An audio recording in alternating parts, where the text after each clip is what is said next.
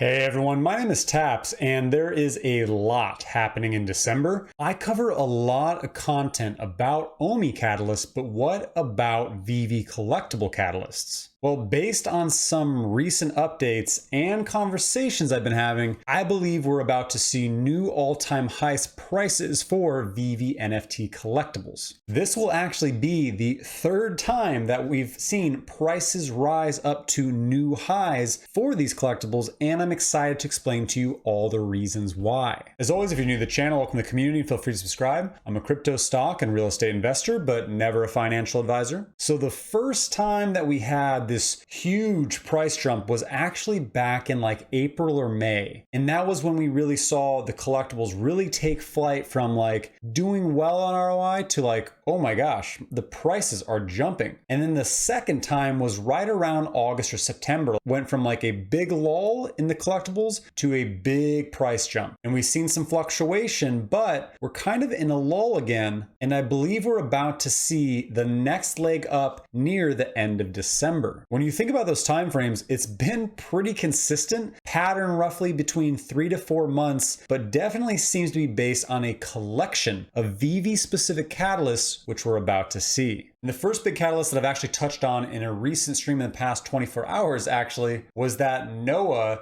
from marketing at Veve and Ecomi actually revealed that MTL is here and being rolled out and will be completed by the end of this month. He did so in the Veve Discord where he said cash out MTL is in beta testing now in the company and will roll out to everyone over the next few weeks. We'll be able to convert gems to USD, so actually turning those gems for your collectibles into fiat of multiple currencies. We'll just need to submit a KYC first to verify identity, which should take less than 24 hours once available. So there was always talk about a potential lowering in the actual prices of the collectibles once MTL is available, but I believe that's already priced in because we've seen that lull in the market happen over the past month because people have been getting ready as they know this is about to happen. Noah also reiterated later in the Discord saying, we'll have an official update on MTL and IMX on the next AMA this week. And this is so significant because many sit on gems and have been preparing for this catalyst, but consider just how many OMI investors don't invest in Veve collectibles and how many you've seen over the months and months either FUD in the comments or on Twitter or in Reddit. I mean, I've seen chain after months after quarters of people who are just ready to cash out. And it's dissuaded many to invest in Veve collectibles as well as made people stop collecting. So once you're able to actually cash out, it is a no-brainer for many collectors and many NFT investors. MTL validates that you can tangibly flip, collect, and make real money with Veve. And MTL gets, again, rid of that precaution that some have had over the past year on investing in these collectibles. It will legitimately become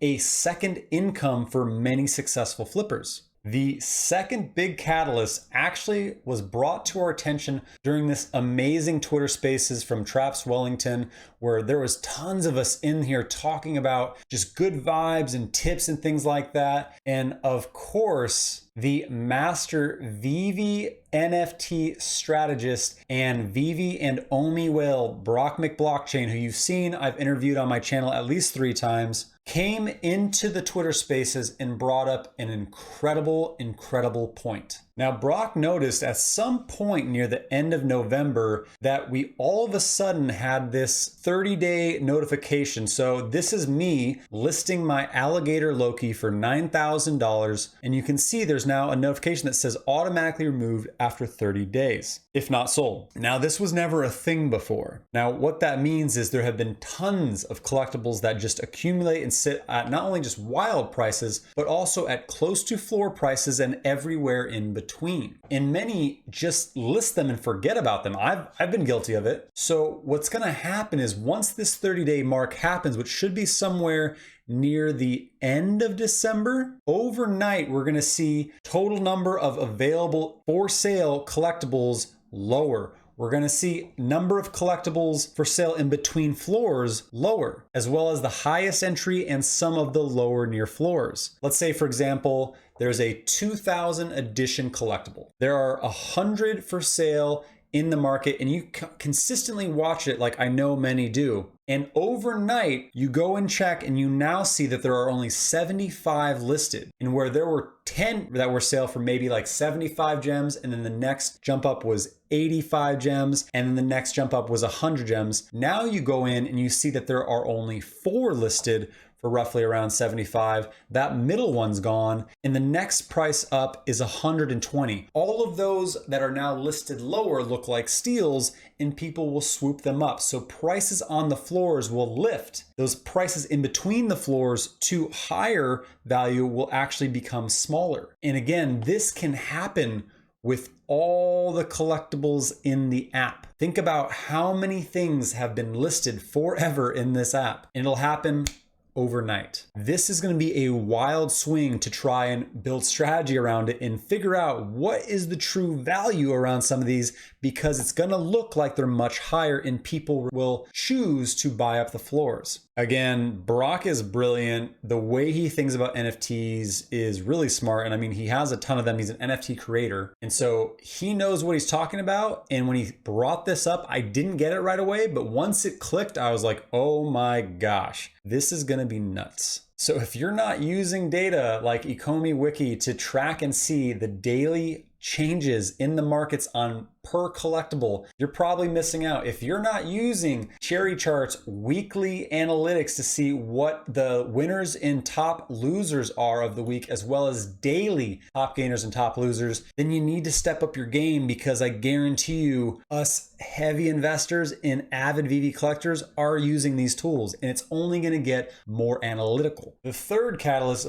is of course one that we are tired of talking about at this point, but it's Immutable X. Now, what stood out is they're actually directly taunting us with it, right? We saw Immutable X actually tweet at the end of November, coming to an L2 near you soon, XOXO, which I love it. They're feeding into the O brand that we have with OMI and building in the XOXO. I love it. I think it's great. But why would they choose to do this now? They haven't pumped anything around OMI in the Mutable partnership since it was announced, even to the point where David Yu himself is also pumping it. And I don't think I've ever seen this happen where both of them are speaking about it in a promoting fashion, again, since it was announced earlier this year. And we're excited for OMI because we'll be able to migrate and get exchanges, but consider again the Veve collectibles once we're in the Mutable marketplace. I've run this thought through many who are in the NFT space, and they have the exact same consensus that being able to have our collectibles in open marketplaces lifts that barrier to entry for so many who are very much aware of Veve NFT collectibles, but aren't willing to spend fiat to buy gems to do so. So I'll be able to spend ETH in Immutable X to buy these now. I've spent tons of Ethereum on NFTs and gas fees this year. It's really daunting to look back at, but it doesn't feel as much as spending something on fiat, honestly. Simply because there's something psychologically that happens when you're spending 0.29 Ethereum on something versus spending $1,500 on something, even though they're the same. Also, many in the space are also very crypto wealthy, but not so much fiat wealthy. What does that mean? I'll explain. For example, I only have roughly about 5% to 6% of my wealth in my bank account. The rest is all invested in crypto, stocks, and real estate. So if I can leverage my crypto, which I have more invested in and more to use, versus my fiat, which I have less of, I am more likely wanting to buy what I want at higher price tags in Immutable X Marketplace versus loading up gems and paying transaction fees. And this is where you'll actually be able to see Veve collectibles finally get that recognition of being recognized by the wider crypto and NFT space as true NFTs, because you'll be able to directly see the blockchain associated to the collectibles that are minted. This is when you'll see some serious whales who are very avid in the NFT space enter in, and it's only going to get more competitive. And finally, the fourth catalyst is I believe that we're going to see one more big licensor as a little holiday surprise. We've already seen 2 massive new licensors announced in a week, which it's been quite some time since we've seen multiple licensors announced in a small time frame. And of course, that first one was Jim Henson Company, which is creator of the Muppets, and we see the Labyrinth was the one that was announced on December 2nd. And then 5 days later, they announced Citroën, which is a French automobile brand, to bring the company's first line of concept car NFTs to Veve digital collectors, all within 5 days. It's almost like they're getting ready to tee up something else big later this month. And let's not forget that USPS Series 1 was the Day of the Dead stamps, and so I wouldn't be surprised if we actually see these tied pretty close to the holidays. And I did take a look at some forever stamps that are tied to holidays. I did find these ones that are tied to good old Saint Nick. I'm not sure if they'll do these or if they'll try to be more robust about it. Maybe something where it was like Christmas, Hanukkah, Kwanzaa, other holidays around this time frame. But that's not the big licensor that I think is going to be hitting near the end of this month. Because I think this licensor is going to be that last hurrah. It's going to be that nice big holiday present bow to wrap up 2021. And no, I don't believe it's going to be Pokemon, because they did say some recent context around the fact that it doesn't make sense until they have localization to really capitalize on global market. And they weren't saying Pokemon, but if you think about it, wouldn't it make sense for them to announce that once the app is able to translate into all the languages? So I do believe that'll be probably early in 2021 once that is rolled out. But David did tease in a AMA a couple weeks ago about how a big brand is coming end of the year, and he said it was something that you drink every day. Now we know Coca-Cola Company has already stepped into the NFT space earlier this year, and it sold for an absolute killing. But also it makes the most sense because what does Veve focus on? Nostalgia. And Coca-Cola's first polar bear print advertisement appeared in France.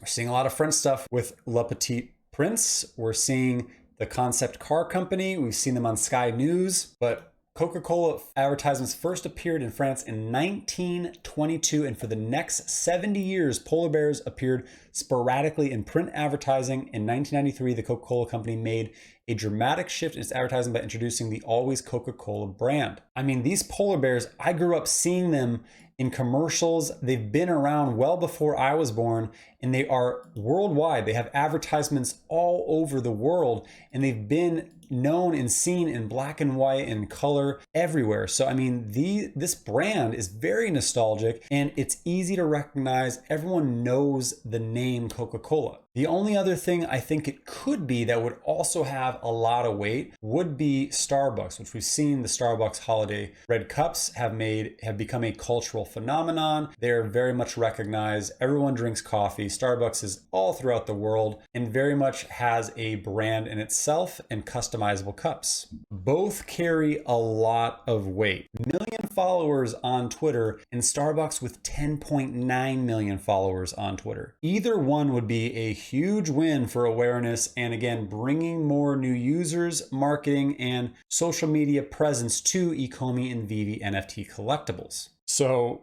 again, we've got MTL, Market Listings Reset, Immutable X Marketplace, being realized as true NFTs finally, and a massive IP that we drink every day still to be announced. It just adds up that this collection of major catalysts that are happening specifically for Veve collectibles are going to make for the best holiday gift of December that we can best receive, which will be a raise in Veve collectible prices and new all-time high prices across the board, but especially on those blue chip collectibles. Time is only ticking, and how many times this year have you watched prices shoot up overnight and you wake up the next day and go, oh, I should have bought, or I should have prepared, I should have thought ahead, at the drop of a hat when things are all pieced together. It's going to happen again, and I, for one, plan on making moves now to be ready for what's about to happen. As always, I hope you found my content valuable, and if so, please hit the like button and leave a comment down below. The likes and comments appease the algo overlords and help my channel to continue to grow. And if you haven't yet, please hit the subscribe button and notification bell